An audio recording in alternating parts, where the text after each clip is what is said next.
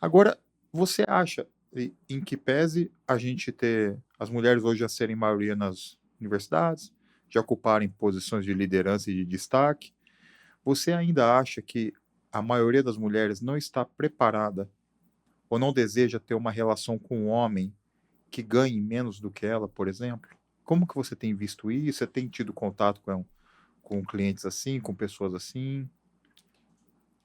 Sim, às vezes eu vejo que isso é um critério para a mulher, né? Só Uhum. que, em contrapartida, Orlando, muitas vezes essa mulher ela se coloca numa postura aqui.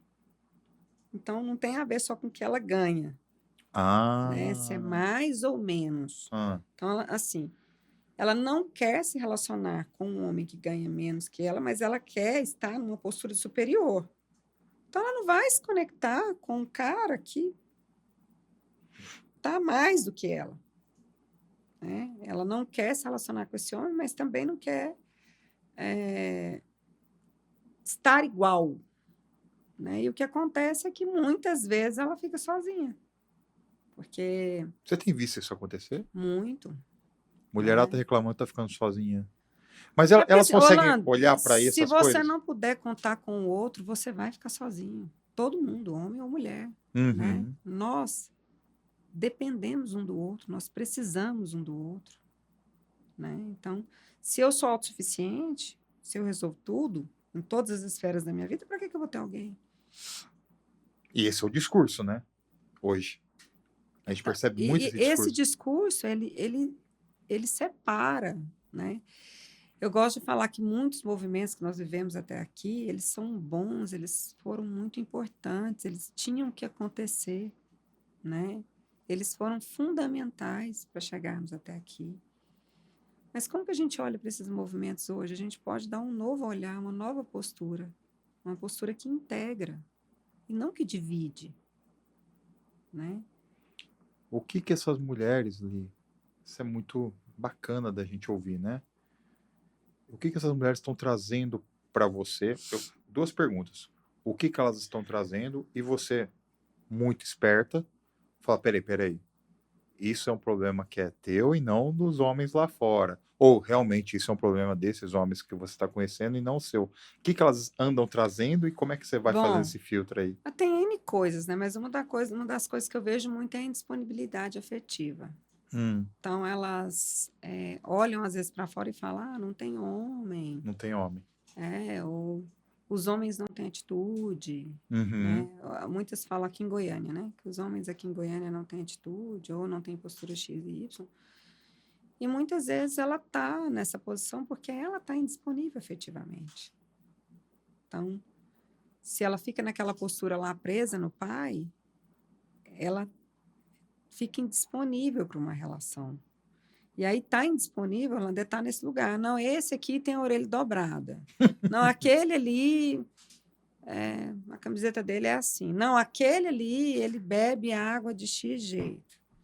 Não, aquele outro ali, ele é baixo. Não, aquele ali, ele ganha pouco. Não, aquele ali ganha demais. Não, aquele ali, ele é abusivo. Aquele ali, ele é permissivo demais. Ele é muito manso, né? Essa menina, ela não se decidiu ainda. Ela está indisponível. Então, ninguém serve, né? Eu falo que todos ou nenhum, porque sempre vai ter alguma coisa que ela vai colocar. E a mesma coisa o menino, quando ele fica Pondo defeito pondo demais. defeito demais. Ah, essa mulher, ela tem isso, ela não tem aquilo, trabalha demais, trabalha de menos, tem cabelo assim, lógico que a gente precisa ver o que que é estrutural, né? Eu preciso considerar o meu conjunto de valores para escolher alguém. Isso é fundamental, né? Se eu vou compartilhar a vida com alguém, essa pessoa eu posso escolher. Então, eu tenho que olhar para esse lugar. Mas eu não estou falando da pessoa que tem dentro dela os valores, eu estou falando daquela pessoa que ela quer colocar diversas exigências, né? Ela quer exigir que seja de X maneira, ou de Y maneira, ou se não for assim, não serve. Aí pode ser um homem ou mulher, né? Essa pessoa vai ficar indisponível. Então, o que que você vê hoje, Liana, olhando do aspecto feminino, né, das mulheres para os homens, que é uma reclamação que o homem às vezes não tem atitude, mas ela está indisponível também. Ela está nessa postura interna indisponível, né? E aí é onde eu falo, calma, vamos olhar para isso aqui. Se você modificar isso aqui dentro de você, você pode ver o efeito que isso tem fora, né? Eu sempre gosto de dizer nas sessões que eu falo, não acredita em mim. Muda a sua postura, testa, né? Chega num lugar com uma postura X, uma postura de aceitação, qualquer lugar que você quiser, pode ser um lugar que você sempre vai, e chega no mesmo lugar com uma postura exigente. E percebe. E muitas vezes dentro do casal, as maiores brigas são, ah, não, mas eu só falei tal coisa, mas qual que era a postura que você falou? Às vezes eu estou acusando, né? Eu não estou na postura de concordância, eu estou na postura de acusação. Então, isso que você falou da postura interna é uma chave que resolveria 90% dos problemas. Se a gente conseguisse, dentro da relação, olhar para a postura. Então, assim, eu estou com um problema com meu marido. Sei lá, meu marido é preguiçoso. Vou usar essa reclamação aí que ela... Qual que é a minha postura em relação a esse marido? Geralmente elas vão ficar criticando e apontando. Será que eu estou numa postura acusativa, que eu estou criticando e apontando? Ou será que eu também estou na postura que eu estou sendo mãe dele? Não deixando ele arcar com as consequências das escolhas dele, né? Às vezes eu estou na postura de crítica e de acusação que o outro não consegue se conectar mais com você. Aí ele tem que fazer X coisa e tem que ser do seu jeito, você também não consegue aceitar o jeito da pessoa, né? E se eu não entro em concordância com esse jeito, Orlando, tudo que eu quero mudar, eu preciso primeiro admitir que aquilo existe. Então, sei lá, eu tenho uma característica no meu marido que eu não gosto. Quando a gente, por isso que o autoconhecimento, ele deveria ser uma matéria de escola. Né? Se antigamente tinha educação moral e cívica, né? Algumas coisas nesse sentido. Porque quando eu sei o que é a minha dor, o que é o meu gatilho, o que é a minha postura, muitas vezes eu nem vou acionar o outro.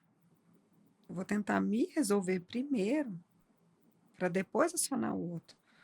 Quando eu olho para esse lugar que às vezes eu estou querendo ser vista, eu queria era um carinho de pai, não era de marido, né? O que é muito comum, todos nós fazemos isso. A gente não tem como você separar completamente isso, né? Mas desde que você tenha consciência do que você está fazendo.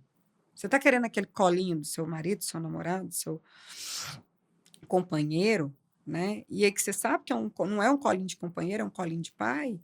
Você tendo a consciência que você entende os seus sentimentos, né? Você se compreende, você vai tomar aquele colinho lá um pouquinho, sabendo o que você está fazendo. E a mesma coisa o cara, às vezes ele quer um colinho de mãe, ele não quer um colinho de esposa, né? E ele vai tomar aquele colinho lá um pouquinho. Mas quando eu me conheço, o que eu faço? Eu melhoro a minha comunicação comigo mesma. E quando eu melhoro essa comunicação, eu também melhoro com o outro, né? E se eu estou com essas relações corrigidas, se eu já olhei, de certa forma, para a esfera do eu, se eu estou olhando para a minha relação de troca dentro desse casal, pode ser dentro da relação de amizade, relações comerciais, essas relações, elas valem para tudo, né? Eu não vou exigir do outro, eu vou aceitar o outro como ele é, eu vou tomar o outro no melhor dele. Se eu consigo aceitar o pior dele, eu tenho o melhor dele. Essa pessoa apresenta para mim o melhor dele. E eu acho que, compreendendo que nós precisamos uns dos outros, tanto homens como mulheres, né? A gente diminui esse espaço entre não saber qual é o lugar de um e qual é o lugar do outro, porque eu posso ceder esse lugar, eu posso ceder a esse lugar, né? Tanto o homem quanto a mulher. Mas você acha que